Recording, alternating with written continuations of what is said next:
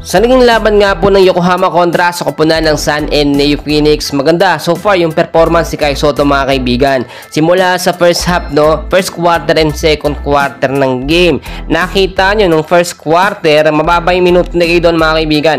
5 minuto lang naglaro si Kai. Matapos magkaroon ng foul, nilalabas po agad ni Coach Taketo. Natatakot talaga siya na si Kai Sotto ay mag-boom o mag-shine, makagawa ng magandang highlights. Pero kahit 5 minuto lang naglaro si Kai, meron na po agad siya dun sa first quarter ng 7 points, 4 rebounds at 1 assist. Pero may isang foul naman yun mga kaibigan.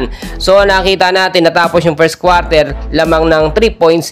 Eto nga pong Sun and Neo Phoenix. Nasa 18 yung score ng Yokohama. Simula nung umalis si Kai, hindi na po yan nadagdagan mga kaibigan. Sa second quarter naman talagang very obvious Bistado talaga itong si Coach Taketo 2 minutes lang naglaro si Kai, inilabas po agad, pinalitan. Tapos under ilang minuto na lang, 2 minutes na lang din natitira o 3 minutes do sa second quarter, pinasok si Kai Sotto. So parang nangyayari, walang appearance na pagpapainit kay Kai Sotto. Kung kailan nagkakaroon na ng momentum si Kai Sotto, inilalabas naman ni Coach Aoki Taketo. So hindi na nadagdagan ng puntos ni Kai or stats ni Kai sa second quarter mga kaibigan. Ilang minuto lang siya naglaro dun May 7 points pa rin siya, 5 rebounds at 1 assist at merong isang foul. But so far kung titignan po ninyo ay maganda naman yung performance ni Kai Sotto. Pero sistema ng Yokohama, si Coach Taketo, hindi na po nagbabago mga kaibigan. Less appearance din or hindi na masyado napapasahan ng bola si Kai Yung Yuki and Kai Sotto tandem, napakabihira na po nating makita sa game. Pero mga kaibigan, pagdating naman sa second half ng game, nag-iba yung play ng ating pambato ni si Kai Sotto. Naging very aggressive talaga mga kaibigan.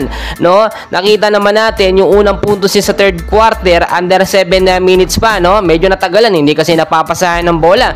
Then inilabas under 6 minutes, inilabas ni Coach Taketo. Siyempre, gusto niyang palitan naman ng sentro na itong si Scott, ipalit naman para kung titignan niya kung ano yung diferensya, kung makakadepensa ba si Scott, hindi naman nakakadepensa. Mabilis gumalaw si Scott pero hindi naman nakakapuntos. Ibang-iba sa ating pambato na si Kai Sotto. So lamang na lamang po doon itong Sun and Neo Phoenix, 55 lamang, itong Yokohama 59 doon sa third quarter. Pero eto mga kaibigan, pagdating sa fourth quarter ng game, nag-iba talaga yung play ni Kai Sotto mga kaibigan. Tignan niyo mabuti sa fourth quarter, si Kai Sotto, yung early ng fourth quarter, meron po siyang 9 points, 6 rebounds at 1 assist.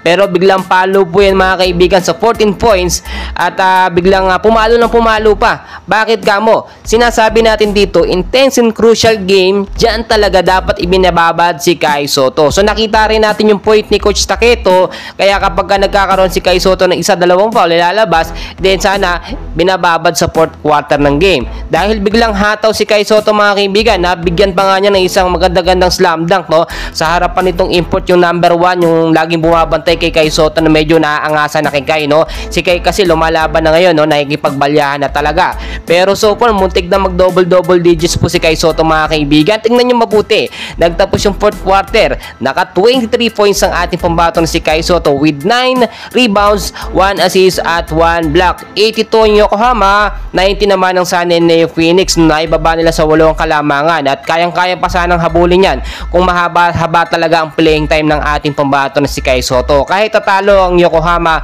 okay lang. Ganda naman ng stats ng ating pambato. Sistema po ng Yokohama may problema, wala po, at hindi po si Kai Sotto ang problema mga kaibigan. So patuloy ko po kayong update, and please huwag kalimutan mag-like and subscribe. Maraming salamat po kay